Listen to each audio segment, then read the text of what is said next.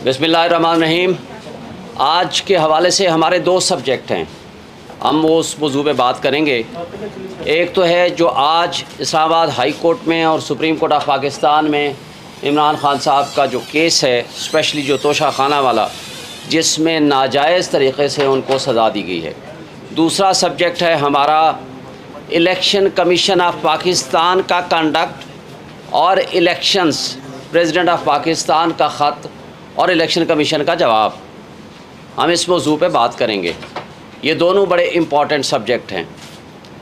इस लिहाज से सबसे पहले हम बात करना चाहेंगे जो आज होता रहा है इस्लामाबाद हाई कोर्ट में और सुप्रीम कोर्ट ऑफ पाकिस्तान में।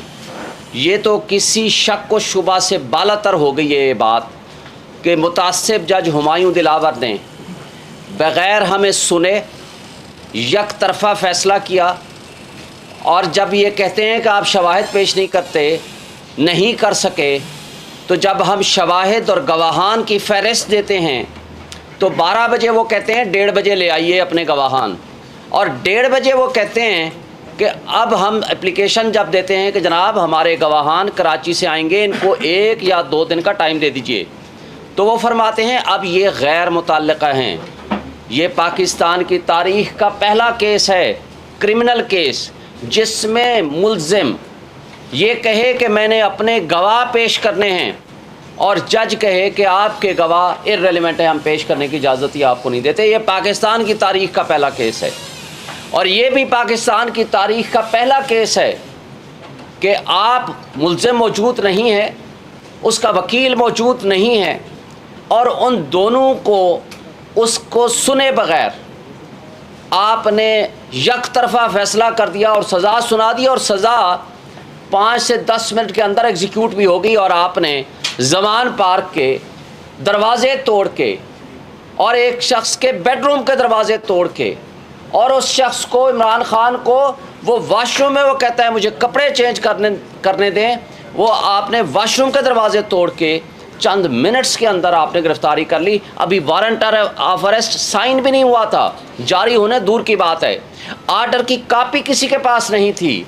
ये है वो तर्ज अमल, जो ये है इंसाफ का दोहरा मेयार, ये है कानून के साथ मजाक, ये है इदारों की इन्वॉल्वमेंट, ये है हमारे पाकिस्तान के आइन की पामाली, ये है हमारे यहाँ कानून और इंसाफ का जनाजा उठता हुआ सामने नज़र आ रहा है, जिसमें से बदबू नज़र आ रही है।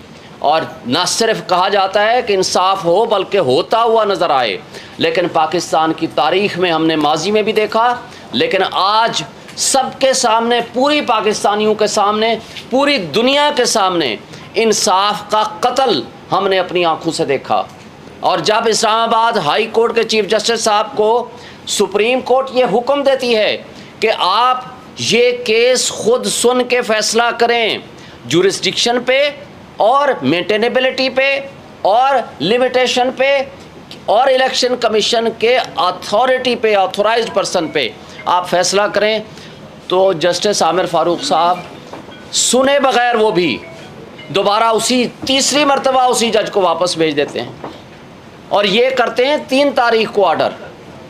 4 की शाम को हमें ऑर्डर मिलता है, 4 अगस्त को 3 तारीख़ का ऑर्डर है, और 4 को ही चीफ जस्टिस आमिर फ़ारूक साहब उसी मुतासिब जज को, हुमायूं दिलावर को, एक स्पेशल नवाजिश फरमाते हैं कि एक जज जो कि ट्रेनिंग पे जा रहा था यूके, उसको तब्दील करके उस हुमायूं दिलावर को नॉमिनेट कर दिया कि जी आज आप 5 तारीख़ को चले जाएं। कल बार बार सवाल हुआ कि जी उस जज साहब को जल्दी क्या थी? जल्दी ये थी कि उन्होंने उसी दिन शाम को 5 तारीख़ को ही लंदन यूके रवाना होना था। ये भी हुस्न इत्तेफाक है। हुस्न इत्तेफाक ये है कि जब ऐसे लोगों को, शरीफ बिरादरी को, या जिसको भी सज़ा मिलती है, तो वो लंदन भाग जाते हैं या दुबई भाग जाते हैं, और यहाँ जिस जज ने इमरान खान को सज़ा दी वो भी लंदन जाता है या दुबई जाता है या वहाँ जाता है। ये जगह कदर मुश्तरक है। फिर यहाँ ये भी हमने माजी में देखा कि जिसको सज़ा होती है वो बीमारी का बहाना बना के लंदन चला जाता है, और यहाँ जो शख्स सज़ा देता है वो बीमार हो जाते हैं और हमारे केसेस ही नहीं लगते, वो जज साहबान ही बीमार हो जाते हैं। ये काबिल अफसोस है या हुस्न इत्तेफाक है। और ये केस आज वाला जानबूझ के इलेक्शन कमीशन के वकील साहब इसको डिले कर रहे हैं ताकि केस का फ़ैसला जल्दी ना हो और इस दौरान बाकी केसेस में गिरफ्तारियां हम डाल सकें। कल आपने देखा है कि पूरी सरकारी मशीनरी हरकत में आ चुकी है। अब आईजी साहब को भी फ़िक्र लाहक हो गई कि जनाब जाएं, बाकी केसेस पड़े हुए हैं, वो केसेस जिसमें इमरान खान साहब के अदम पैरवी केसेस खारिज हुए हैं, ज़मानतें। और अदम पैरवी क्यों कि जी वो आए नहीं हैं। भाई वो कैसे आए? क्या वो जानबूझ के नहीं आ रहे? आप प्रोटेक्शन आर्डर जारी करें, लेकिन उनको भी जल्दी हो गई। साइफ़र के केस में FIA को भी जल्दी हो गई। और बाकी भी जो आपने देखा है जहाँ तमाशा लगा हुआ है। और कल उस फाशिस्ट हुकूमत के वो साबिक वज़रा यहाँ प्रेस कॉन्फ्रेंसेस कल से किए जा रहे हैं कि सुप्रीम कोर्ट इसमें ने नोटिस क्यों ले लिया। भाई सुप्रीम कोर्ट के पास एक पटिशन आई है और इलेक्शन कमीशन का वकील सरकारी मौजूद हैं, अटॉर्नी जनरल ऑफिस मौजूद है। काजी फ़ाइसा साहब की जजमेंट है कि जब कोई सरकारी वकील किसी केस को करने का नाअहल हो, ये लिख के देगा कि मैं ये केस हम नहीं कर सकते, हमारे पास अहलियत नहीं है, फिर आप प्राइवेट काउंसल कर सकते हैं। तो किस कैपेसिटी में आपने एक प्राइवेट काउंसल किया हुआ है? सिर्फ प्राइवेट काउंसल नहीं, ये वो काउंसल हैं जो नवाज शरीफ और उसकी फैमिली के मुकदमात के वकील हैं। उनको इलेक्शन कमीशन कितना इम्पार्शल होगा, कितना वो एक लिहाज से गैर जानिबदार होगा कि वो नवाज शरीफ की फैमिली का वकील ही उनको प्राइवेट वकील मिला है जो आकर के यहाँ मुकदमा लड़े। और वो मुकदमा जो 5 से 10 मिनट और आधे घंटे का केस नहीं है, क्योंकि ज़मानत देने और सेंटेंस और जजमेंट को सस्पेंड करने के लिए बेसिक सिर्फ प्रिंसिपल्स देखे जाते हैं। और यहाँ तो प्रिंसिपल्स नहीं, सब कुछ गैर कानूनी आपके सामने नज़र आ रहा है। वो सुनने की बजाय आज सारा दिन वो जनाब किताबें पढ़े जा रहे हैं। चलो भाई पढ़ लो तुम ये भी, लेकिन काबिल अफसोस बात यह है कि सुप्रीम कोर्ट के हुक्म को इस्लामाबाद हाई कोर्ट नहीं मानता, इस्लामाबाद हाई कोर्ट के हुक्म को डिस्ट्रिक्ट एंड सेशन जज नहीं मानती। और हम लोग जो पिछले 18 दिन से गैर आइनी और गैर कानूनी तौर पर पाबंद सलासल रखा हुआ है कि एक दिन का भी, एक घंटे का भी हिसाब देना पड़ेगा कि आप लाइफ एंड लिबर्टी किसी की आप कैसे ख़राब कर सकते हैं। और इस केस में वो तोशाखाना जो उन लोगों ने, जो शाहिद खान अब्बासी हो, नवाज शरीफ हो, तमाम लोगों ने वो घड़ियाँ भी लीं और उनको डिक्लेयर भी नहीं किया। और उससे बड़ा जुर्म गाड़ियाँ लीं जो खिलाफ ज़ाब्ता, खिलाफ कानून वो ले नहीं सकते थे, क्योंकि कानून में लिखा हुआ है कि गाड़ियाँ कोई शख्स नहीं लेगा। मरियम नवाज़ ने गाड़ी ली, मंसूर अवान का प्रोग्राम आप सब ने देखा है, माशाल्लाह आप सारे सहाफ़ी और सोशल मीडिया के दोस्त बैठे हुए हैं। और उसके साथ जरदारी साहब ने 3 गाड़ियाँ ली, नवाज शरीफ ने 1 गाड़ी ली, यूसुफ रज़ा गिलानी ने 1 गाड़ी ली, जो कि नहीं ले सकते। नैब का केस बना और नैब के लॉ को ही तब्दील करके वो रेफरेंस ख़त्म हो गया और वो किसी कोर्ट में नहीं पहुंचा वो केस। और जो मुजरिम थे वो बादशाह बना दिए गए, जो मुजरिम थे वो मुद्दाई बना दिए गए, और जो मुजरिम थे उनके वकील हमारे ख़िलाफ़ वकील हैं इलेक्शन कमीशन की तरफ से। ये है इलेक्शन कमीशन का कंडक्ट और उसकी इम्पार्शलिटी, गैर जानिबदारी जो आप सब देख रहे हैं। अब दूसरी बात, आज दूसरे सब्जेक्ट में अब आ रहा हूँ, और हमें तवक्को और उम्मीद है, हम रूल ऑफ लॉ पे बिलीव करते हैं, हम आइन पे बिलीव करते हैं, हम अदालतों की तरफ देख रहे हैं। ये मुनसिफ ही रूल ऑफ लॉ कायम करके इस मुल्क को बचा सकते हैं। रूल ऑफ लॉ के अलावा दुनिया में कभी किसी ने तरक्की नहीं की। और एक बात बता दूँ, मुझे बताएं, पाकिस्तान से बाहर बैठने वाला कोई भी हमारा पाकिस्तानी हो या कोई भी शख्स हो, आज आपका जो यूथ है वो यहाँ से भाग रहा है, लोग यहाँ से पैसा लेके भाग रहे हैं। वजह क्या है कि उनको आपके निज़ाम इंसाफ पे बिलीव नहीं है, आपको यहाँ के कानून पे बिलीव नहीं है। किसी को किसी भी वक्त उठाया जा सकता है, गायब किया जा सकता है। किधर है आज इमरान रियाज, जो लॉ इन्फोर्समेंट एजेंसीज़ के हाथों से गायब हो गया, और हज़ारों की तादाद में लोगों को उठाया गया जिनका पता ही कोई नहीं है। और इस तरह का तर्ज अमल कभी रियासतों को तरक्की नहीं देता। आज जितनी बेयकीनी और अनसर्टेनिटी है, और रोज़ आपका डॉलर बढ़ रहा है, रोज़ आपका पेट्रोल बढ़ रहा है, रोज़ आपका बिजली के यूनिट आपके बढ़ रहे हैं, क्या गरीब आदमी को ज़िंदा रहने देना है? इस फाशिस्ट हुकूमत और उसकी आगे आने वाली एक्सटेंशन जो आज बैठी हुई है। और फिर कल एक advisor to chief minister Mohsin Naqvi साहब, कंवर दिलशाद साहब कहते हैं जी अगले साल मई में हम इलेक्शन कराएंगे। भाई अगले साल मई में क्यों, आप 10 साल बाद करा लो। ज़ियाउल हक ने कहा था 90 डेज़ में इलेक्शन कराऊंगा, उसके बाद उसने 11 साल नहीं कराए। किसने पूछा? इसलिए कि आइन मुअत्तल था। आज भी आप आइन को प्रैक्टिकली मुअत्तल कर चुके हैं। आइन का आर्टिकल 224, आइन का आर्टिकल 48 सब आर्टिकल 5 ये वाज़े कर देता है कि इलेक्शंस 90 डेज़ में होने हैं। उसके अलावा कोई सेकंड ऑप्शन, कोई सेकंड राय नहीं है। और जब president of Pakistan national assembly को डिज़ोल्व करे अंडर आर्टिकल 48, तो उसी 48 के सब आर्टिकल 5 में लिखा हुआ है कि प्रेसिडेंट ऑफ पाकिस्तान ने डेट देनी है। उसके अंदर इलेक्शन कमीशन के साथ कंसल्टेशन भी नहीं है। ना सिर्फ कंसल्टेशन नहीं है, बल्कि उसमें प्रेसिडेंट साहब ने ऐसे मैटर ऑफ कर्टसी उनको बुलाया है कि आए जी, चूँकि फ्री एंड फेयर इलेक्शन कराना आपकी ज़िम्मेदारी है, आए मैं डेट देना चाहता हूँ, आए मेरे साथ कंसल्ट करें। और जो आज ख़त लिखा है इलेक्शन कमीशन ऑफ पाकिस्तान ने, ये आइन की खिलाफ वर्जी है, कानून की खिलाफ वर्जी है और तौहीन अदालत भी है। वजह उसकी क्या है कि इस प्रिंसिपल को सुप्रीम कोर्ट ऑफ पाकिस्तान 1 मार्च और 4/4 के फैसले में, जो कि रिपोर्टेड जजमेंट भी अब हो चुकी है, उसको रीडिटर्मिन कर चुके हैं, उसको इंटरप्रेट कर चुके हैं, डिफ़ाइन कर चुके हैं। तो अब उस इशू को, जिसको already supreme court of Pakistan determine कर चुकी है, तो इलेक्शन कमीशन प्रेसिडेंट को कहता है आपको पावर नहीं है, आपको अख्तियार ही नहीं है।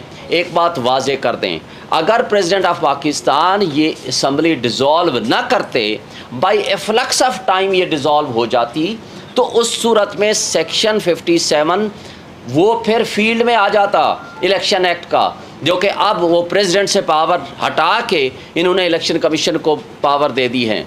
लेकिन अगर असम्बली डिज़ोल्व कर दे, हाँ वो गवर्नर करे तो गवर्नर, और अगर प्रेसिडेंट डिज़ोल्व करे तो प्रेसिडेंट डेट देने का पाबंद है under the constitution article 48 sub article 5।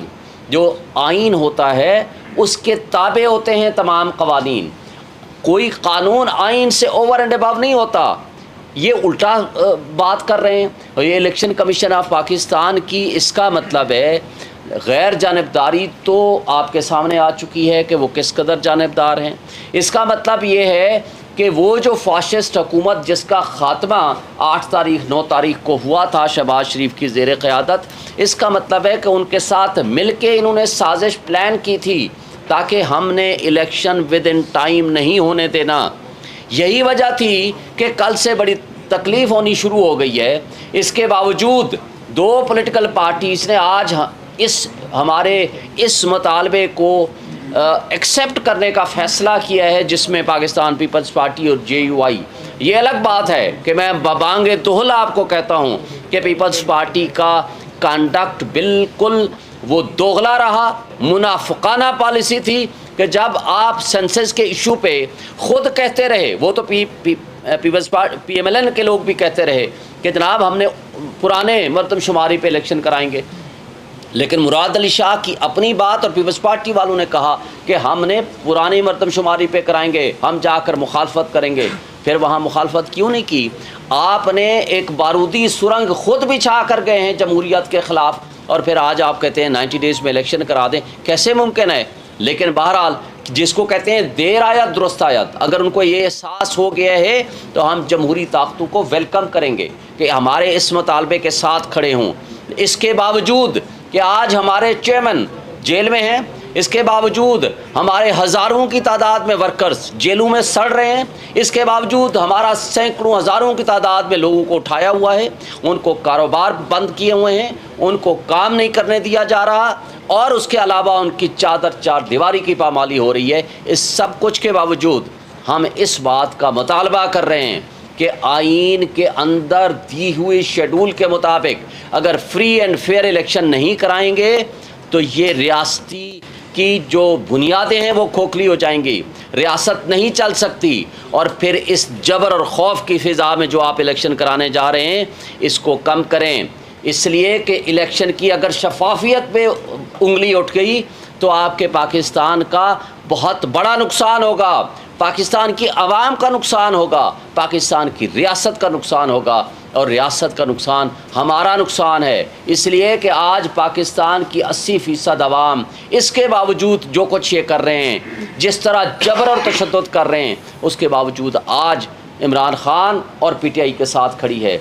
हम इस मुल्क की बका चाहते हैं, हम अपने इदारों को भी ये मैसेज देना चाहते हैं, हम मुल्क की एस्टैब्लिशमेंट को ये मैसेज देना चाहते हैं, खुदारा आग से खेलना बंद करें, पाकिस्तान की तारीख से सीखें। पाकिस्तान में 1960s में अगर 70s में अगर आपने सीखा होता तो हमारा मुल्क दो लख्त ना हुआ होता, आज हम इकट्ठे बैठे होते। आप किसी की दुश्मनी और किसी एक बंदे की अना के ख़िलाफ़ एक बंदे की दुश्मनी में इतना आगे ना चले जाएं जो कि आपने माजी में 16 महीने ये एडवेंचर करके देख लिया कि जिस वक्त आपके 24 बिलियन डॉलर आपके रिजर्व थे, आज आपके मांगे तांगे के 4 बिलियन डॉलर हैं। जिस वक्त आपकी चलता हुआ मुल्क बेहतरीन 6.1% GDP थी, आज आपका 0.3% है और आगे नेगेटिव हो जाएगी। जब आपका डॉलर 170-178 के दरमियान फ्लक्चुएट करता था, आज आपका 320 पे नहीं मिल रहा। ये मुल्क को गैर यकीनी कैफियत से निकालें। आपके लिए रियासत इम्पॉर्टेंट होनी चाहिए, अवाम इम्पॉर्टेंट है। और अगर जिस तरह की बेरोज़गारी बढ़ रही है, जिस तरह महंगाई 12% से उठा करके आपने 38% में पहुंचा दी है और ये आगे 38 तक नहीं रहेगी, ये 78% पर जाएगी। लोगों के पास खाने को पैसे नहीं हैं, लोगों को आपने किस चक्रों में डाल दिया है। और आज केयर टेकर जो 100 कार्ड बैठे हुए हैं, क्या ये केयर टेकर या ये निगरान गैर जानिबदार कहलाने के काबिल हैं कि जो सारे टारगेट कर रहे हैं, पूरी पुलिस, पूरी लॉ इन्फोर्समेंट एजेंसीज़, किसी तरीके से इमरान को और PTI को हम क्रश कर सकें। लेकिन लोगों के दिलों से मोहब्बतें कैसे निकालोगे? आपने वो रेफरेंडम देख लिया पिशावर का, आपने वो रेफरेंडम हवेलियाँ का देख लिया। उस वक्त इमरान ख़ान साहब जेल में थे। इस सब कुछ के बावजूद अगर लोग इमरान से मोहब्बत कर रहे हैं, लोग आपकी इन हरकतों के से नफ़रत करने लग गए हैं और नफ़रत का इजहार वोट के टाइम पे होगा। इसलिए ये इलेक्शन से भाग रहे हैं। ये सारी PDM की जमातें ये नहीं चाहती कि इलेक्शन वक्त पे हो और उनको शिकस्त फाश हो। हम ये कहते हैं कि मुल्क की खातिर खुदारा सारे स्टेक होल्डर्स सोचें, तमाम जमहूरी ताकतें भी अपने आप को रिकन्सिडर करें और इस मुल्क की खातिर, आवाम की खातिर अपने रवैयों को ठीक करें। Thank you so much. जी कोई ज़रूरी कुछ सवाल है कर लें, काफ़ी हुई है। इलेक्शन कमीशन की जानिब से जो सदर मुमलिकत को लिखा गया है कि वो आईनी तरमीम के बाद तो आपका इख्तियार नहीं रहा है, तो इस तनाज़र में जब सदर पाकिस्तान का ओहदा भी अहम नहीं है उनके लिए, तो कैसे वो इलेक्शन करवाएंगे या आगे बात मानेंगे? हम तो पहले दिन से चीख रहे हैं कि इलेक्शन कमीशन ऑफ पाकिस्तान गैर जानिबदार नहीं है, वो इन PDM की जमातों के साथ मिला हुआ है। जब इमरान ख़ान साहब ये कहते थे तो हमें कहा जाता था कि आप तौहीन इलेक्शन कमीशन कर रहे हैं। तो भाई आज जब आइन बालातर है, सुप्रीम कोर्ट ये अपने फ़ैसले में लिख के दे चुकी है कि इलेक्शन कमीशन ने जमहूरियत को डिरेल किया, जो विदिन 90 डेज़ इलेक्शन नहीं कराए पंजाब और KP के, और साथ आइन की खिलाफ वर्जी की है। लेकिन उस सब कुछ के बावजूद आपके सामने जो ख़त लिखा है ये गैर आइनी भी है, गैर कानूनी भी है और तौहीन अदालत भी है, सुप्रीम कोर्ट की जजमेंट के भी ख़िलाफ़ है। मैं सिर्फ एक पॉइंट इस पे ऐड करता हूँ जो आपका क्वेश्चन है। देखिए, सदर स्टेट का सरबराह है, रियासत का सरबराह है, वो फेडरेशन का हिस्सा है, वो पार्लिमान का हिस्सा है और पार्लिमान के हिस्से होने के साथ साथ वो वाहिद पर्सन है जो अपॉलिटिकल है, जिस सियासी जुमात के साथ उसका ताल्लुक़ नहीं होता, और वो सरबराह की हैसियत से जब माना जाता है तो उसकी बड़ी ज़िम्मेदारी है आइनी। और हमारे आइन में बाकी आइनों से बड़ा फ़र्क है ख़ासकर इंडिया से बड़ा फ़र्क है। वहाँ उनका सदर सेरेमोनियल होता है, हमारे सदर के पास कॉन्स्टिट्यूशनल ज़िम्मेदारियाँ भी है। एक इलेक्शन कमिश्नर का अपने सदर मुमलिकत को ये ख़त लिखना कि आपके पास इख्तियार नहीं है, मैं आपके साथ मुलाकात के लिए नहीं आ रहा, मैं समझता हूँ सियासत को एक साइड पे रख लें, ये ईवान की तौहीन है। वो एक सरबराह की हैसियत से बुला रहे थे, भला इलेक्शन कमीशन उससे डिसएग्री करता, इलेक्शन कमीशन ज़रूर कहता सर हम आपकी बात नहीं मान सकते क्योंकि हम आईन और क़ानून पे चलते हैं, हमारे इंटरप्रिटेशन के मुताबिक अब ये इख्तियार हमारा है।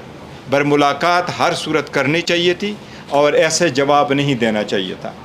जहाँ तक इस बात का ताल्लुक़ है कि उसमें अमेंडमेंट हुई है, वो सुप्रीम कोर्ट अपनी पहली कॉन्स्टिट्यूशन पिटीशन नंबर 1 में होल्ड कर चुकी है कि असम्बली 3 सूरतों में डिज़ॉल्व होती है।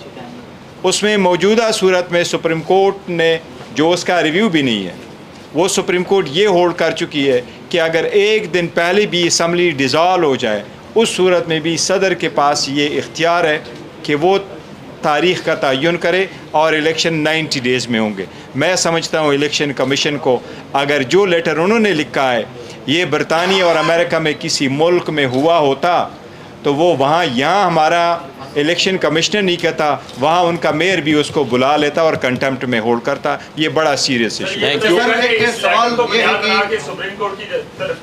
जी हम सुप्रीम कोर्ट में जा रहे हैं इंशाल्लाह। CCI के खिलाफ भी कल अभी आपको बताया था इलेक्शन विदिन 90 डेज़ कराने के लिए, और इस लेटर को भी साथ चैलेंज करेंगे। Thank you. सवाल ये है कि जो इमरान खान को इस वक्त जो अदालतों से जो फैसलों का सामना है, उनके खिलाफ आने वाले फैसले और दीगर इशूज़ की वजह से इंटरनेशनल फोरम्स में भी आवाज़ बुलंद करने के हवाले से जो बात चल रही थी, उसके हवाले से क्या डेवलपमेंट? देखें इंटरनेशनल फोरम्स पे PTI वहाँ बड़ी एक्टिव है, PTI के वर्कर्स एक्टिव हैं, वो ज़रूर आवाज़ उठा रहे हैं, वहाँ एहतजाज भी करते हैं, लेकिन हमने सख्ती से मना किया हुआ है कि हमारे नाम पे या लीगल टीम के नाम पे कोई फ़ंड्स रेज़ ना करे ऑफिशियल PTI के अलावा। हमें पहले पता चला था कि किसी ने वहाँ UK में फ़ंड्स रेजिंग के लिए किसी NGO ने काम शुरू किया है, हमने उसकी सख्ती से तरदीद की है, यहाँ इस्लामाबाद से भी और वहाँ PTI ऑफिशियल से भी, और कोई भी हमारे नाम पे कोई इस तरह की करे तो हमने उसको सख्ती से तरदीद कर दी है, इसका कोई वजूद नहीं है। इन्होंने केसेस के बारे में बताया, सिर्फ एक पॉइंट ऐड कर दूँ, इन्होंने केसेस के बारे में बताया। हमारे आइन का ये तकाजा है कि अगर किसी को आप अरेस्ट करते हैं तो विदिन 24 आवर्स आपने उसको आईनी तौर पर बताना है कि आप मेरे साथ इस केस में अंडर अरेस्ट है। हम आपको ये ऑफिशियली बताते हैं, खान साहब के पास कोई ऐसा नहीं गया है कि जिस केस में वो कन्विक्ट हो कि जेल है, उसके अलावा किसी और केस में उसको अरेस्ट किया गया। Thank you.